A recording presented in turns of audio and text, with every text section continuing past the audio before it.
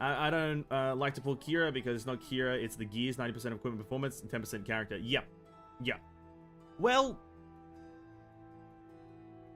not so much. One thing I'll say about Kira is that I've noticed with her gears that I've been reading is that they did the same thing with Prometheus, but they're making more and more of the gears have character equip bonuses, which I'm not a massive fan of. It kind of makes it so these gears kind of only work on this character. Like, if you want all of the value, you can only put on this one character instead of, like, some gears being a lot more diverse. So, that's something that's, like, really prominent with Kira as I've been reading it, is that it's literally all about only putting gears on Kira. So, I would say that it only works there in that sense. But she is gear dependent if you want to get all bonuses, which is pretty shit. I think, because her weapon has, like, 2 Kira equip bonuses. Then I think her top piece, or is it her middle piece? Or is it her bottom? I think it's her bottom piece has a Kira equip bonus, and then her 2 set has a Kira equip bonus, and then I think as well the 3 set has a Kira equip bonus, which is just like, bro, why?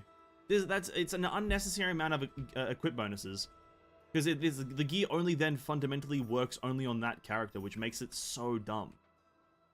You can't, because I was planning also to maybe think about using Kira's gears if I do end up wanting to go for the character's gears, using them on Partafellis, because the gears are like not specific to Kira in terms of the gameplay. It's more so that to unlock certain bonuses you need to have the character, so you need to have the character to equip this on. But it's now they've made it so you have to equip it on. You can't use it on Partafellis because you don't get the actual any of the bonuses, and a lot of the bonuses are pretty good. Like one of them is just characters enemies take more damage. I believe one of the bonuses, something like that. I think it's 10% ice breach or some shit. So it just kind of defeats the purpose of like diversity and gear building and team building. And yeah, the game, I think again, like I read on that one Keepster video comment, is that I think people are speculating one of the reasons that Keepster has like stopped making content, or like specifically even Honkai content, is because the game became so brain dead simple to play, and more specifically get gear for, right? There's no thought going into the gear anymore. As like, you know, and I wasn't a person who did a lot of that gear stuff, right? I started playing Honkai during Partafellis' patch at the very end of it. And I wasn't a part of the whole where like you had to use like, you know, Newton B with like this and that and comboing all different pieces. I played when the meta was starting, like when you go for like character specific gears. But even I can see like right now it's going a bit too far with this shit. And when you're like a theory crafter, the simple answer being get the character's signature is very underwhelming answer to like be given. If the answer is, oh, just get the signature, it's just like, it just feels a bit weird. It just feels like a bit of a cop-out. I wonder, I want to know. I want to know when they'll do that. Like Prometheus, no matter how her kit is, without full set gears, even Triple S Prom wouldn't break shield enough. Absolutely, she wouldn't know. She needs that full set gears. It's super, like, prominent right now with Prometheus and Kira because of the equip bonuses. If they just remove the equip bonuses, you'll just make it a lot better. But even then, it may also be to do with, like, gear bloating. It's one part. So we all know how I've spoken about Genshin and how it has sometimes has problems with meta weapons. Like there's this one weapon that is hyper overpowered, and just having this one weapon will make your account infinitely stronger. So good examples are the Jade Cutter, the Staff of Homer, the Engulfing Lightning. Just simple examples of if you have this weapon, you are now classified as overpowered, right? These weapons give you an immense amount of power. And getting them gives you instant value, but getting them is the hard part. Honkai Impact has a similar problem where every character has that, right? Every character can only really thrive if they're in full gear. They don't really do much. Like my hair right now, like she's running 2 set Alicia, 1 piece hair with her signature weapon.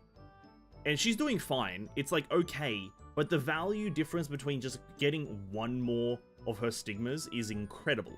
Like, the difference is night and day. And then you get 3 set, the difference is night and fucking the landscapes of Satan's asshole, right? That's the difference.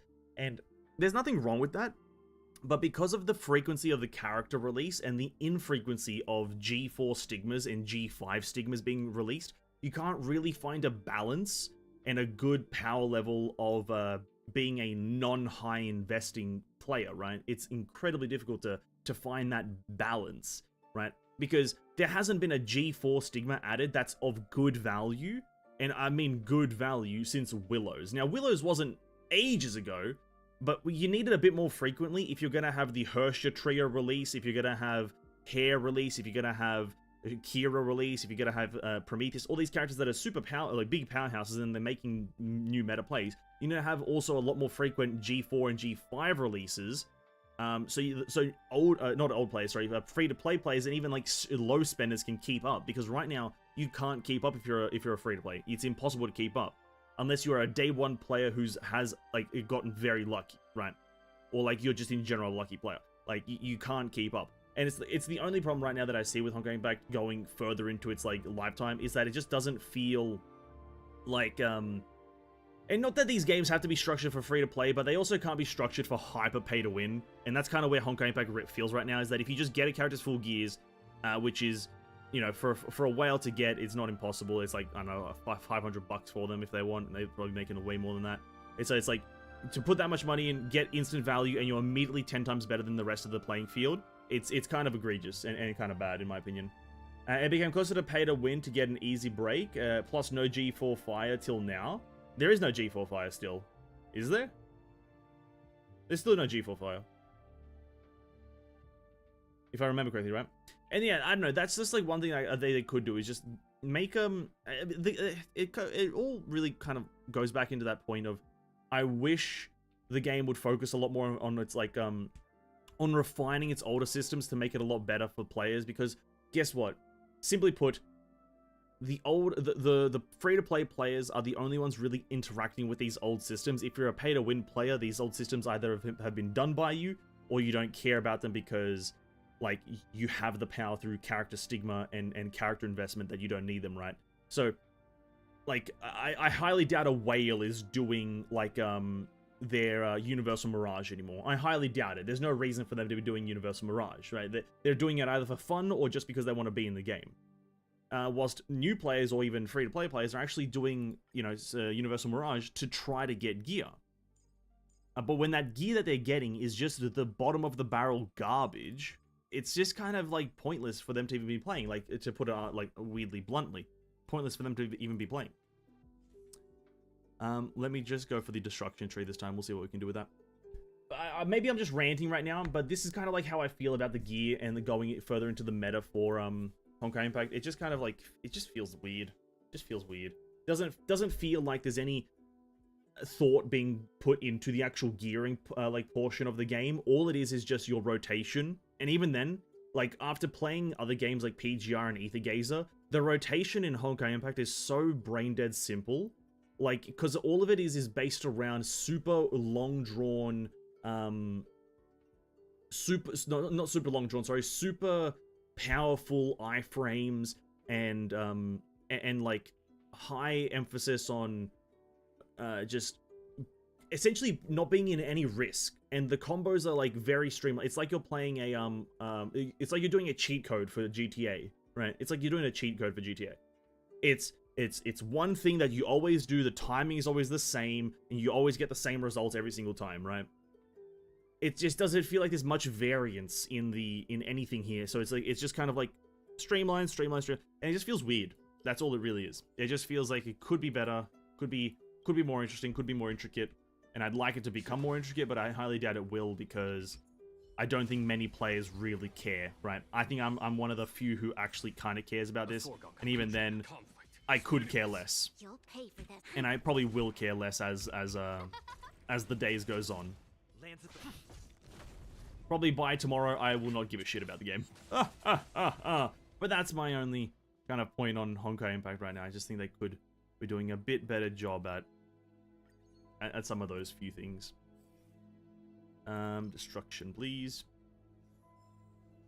But yeah, like I said, I don't think they will change much. Like I don't think MiHoYo is a company of change. I think once one of their games, my ticket broke already and I'm at 1 HP. Fair enough. I think once like a MiHoYo game feels like, it feels like a book.